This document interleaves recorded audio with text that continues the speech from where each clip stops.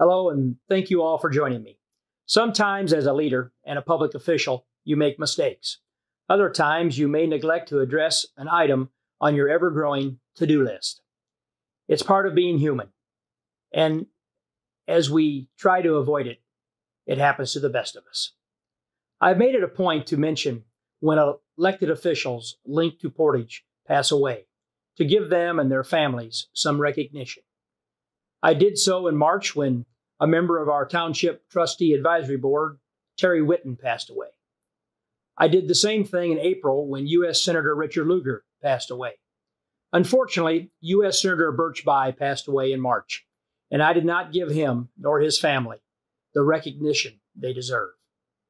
Now, Senator Birch Bayh should not be confused with his son, Evan Bayh, who was our two-term governor and a two-term U.S. Senator.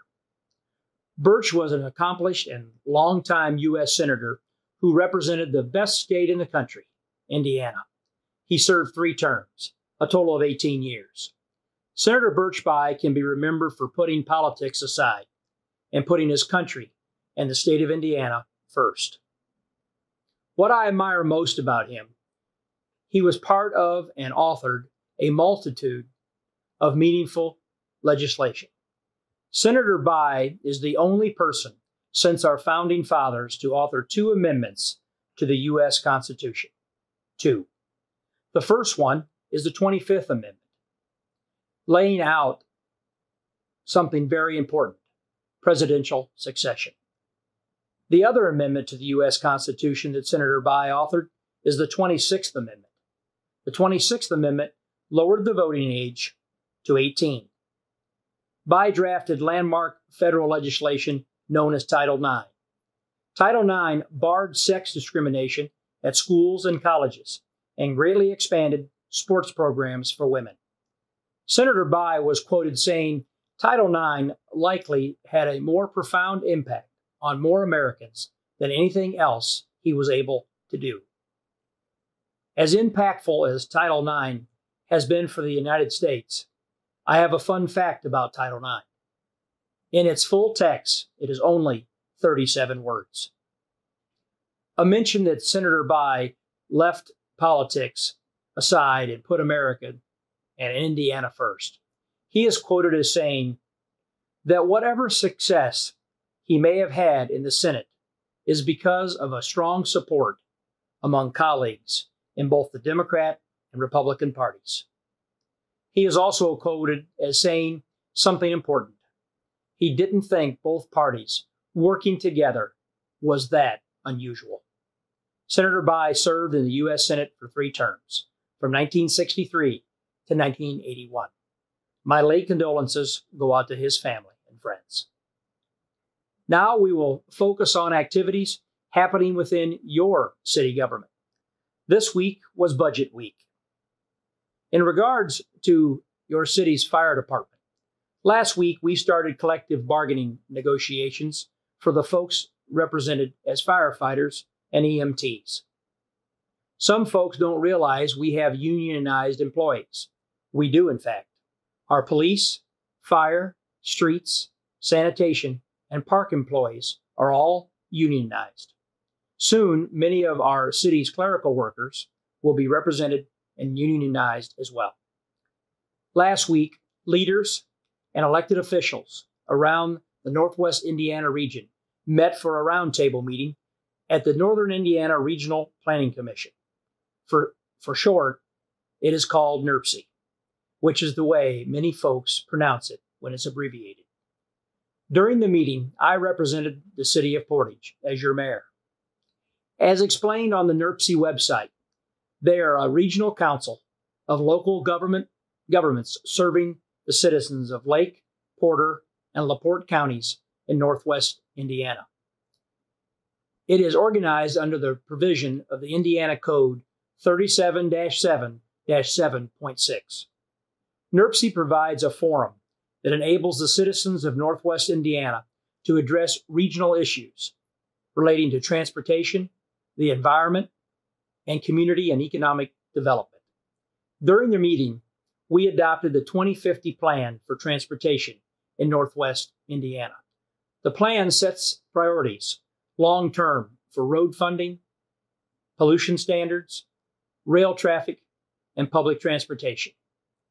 If you have tuned into our prior conversations, you know the plan for going forward with paving Willow Creek Road. I reported to over 30 present members of NIRPC our city's intention to establish truck routes in our city to make things fair for Portage taxpayers. Last week, I also spoke with the director of the Indiana Toll Road. I explained our intentions to restrict heavy truck traffic on Willow Creek Road, along with our other roads. Out of courtesy, I informed him of the exit from the toll road to Willow Creek will be restricted, in fact, barring heavy trucks. I also told the director that Portage is still looking for a partner that can help with paving the Willow Creek overpass from Route 20 to the toll road entrance and exits. We will see what happens. Last week was the mayor's senior health fair. This is an important event held every year at Woodland Park. Over 200 seniors visited the fair. The vendors offered consultation and advice to senior citizens and their family members. I'd like to briefly talk about what senior citizens mean to Portage's future. Quoting President Reagan, "If you don't know where you've been, you won't know where you are going." End quote. I have a long-held belief that senior citizens are the strongest connection we all have to our past. Documenting events and happenings, recipes and birthdays are one thing, but passing down experience, knowledge, and traditions, these are quite special. I am proud that Portage, Indiana, has a strong senior citizen population. They are one part of a unique bridge that links our past to our future. Last weekend, I attended Teachers Toast to Education event at Woodland Park. On the subject of bridging our past with our future, I felt it was interesting that both events coincided this week. I have a unique insight on teaching. My brother taught for over 15 years. So if you ever hear me say, I believe teachers are underappreciated, I mean it.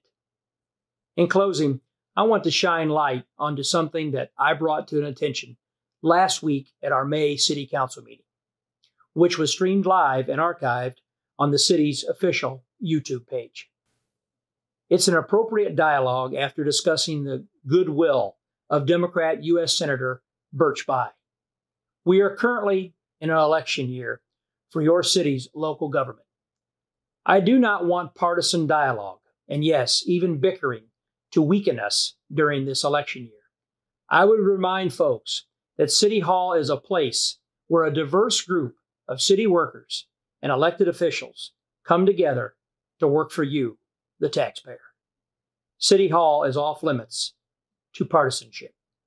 Once someone has walked through the doors of a city council meeting and City Hall, we should all put our partisanship aside and work for the betterment of, yes, you.